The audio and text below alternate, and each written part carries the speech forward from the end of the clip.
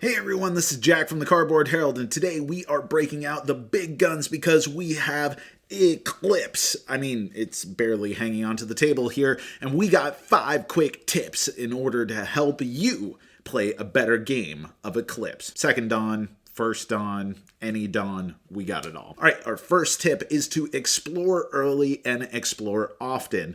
As you know, when you start playing Eclipse, you're on this little isolated patch of space, but if you explore, you're going to populate the areas around yourself. Not only is this going to give you more options to pursue, but this is also going to inform how you cultivate your empire. Every faction is going to need to develop in this game, and if you know what are some of the obstacles that you're going to be facing, then you can prepare for those obstacles. Are there lots of ancients around you? Is there going to be alien technology that you can swoop up on?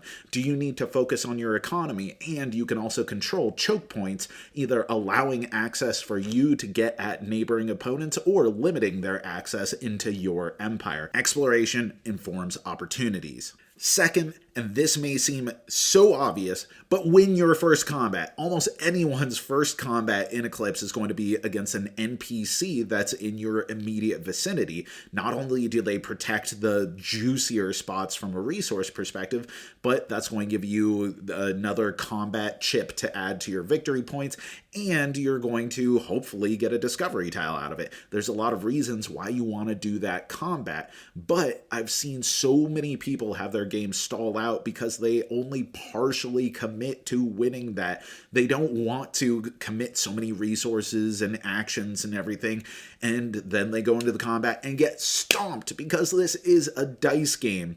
Eclipse relies on a lot of momentum, and if you lose that initial combat after only half dedicating yourself instead of really making sure that you're going to secure that victory, then it is so incredibly costly and you're going to be making up for it for the rest of the game. Tips 3, 4, and 5 are all technology related. The first one is awfully specific.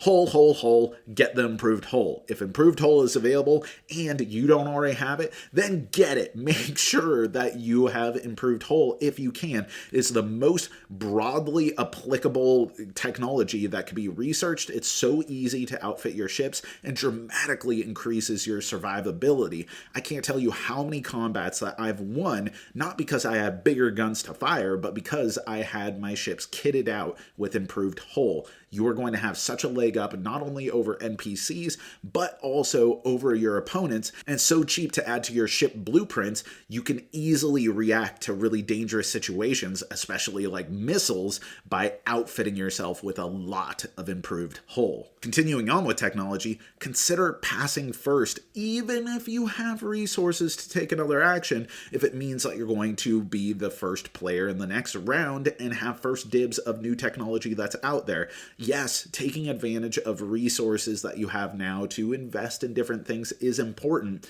but if there is a stranglehold, a particular technology that hasn't come up yet, and you could be the first person to grab an improved hull or other important technology, then that is a very worthy consideration in order to get the jump on your opponents.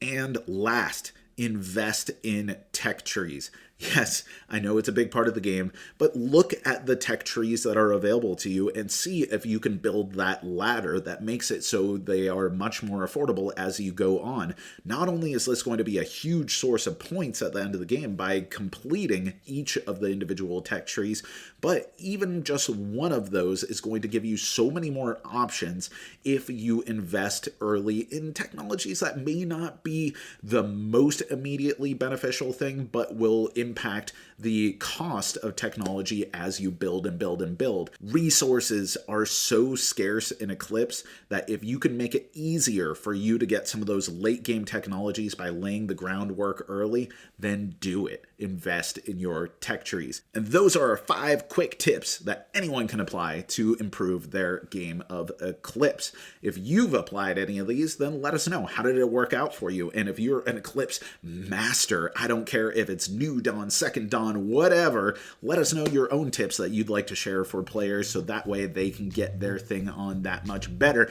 And as always, if you want to see more of these strategy videos, then let us know what games you want to see. Thank you so much for watching. I've been Jack for the Cardboard Herald. If you enjoyed this video, we have all kinds of other reviews, interviews, and recommendations via writing, podcast, and video here on our channel and website cardboardherald.com. Our content is audience supported, so if you want to show your support, please visit our Patreon. Thank you so much for watching. This has been the Cardboard Herald.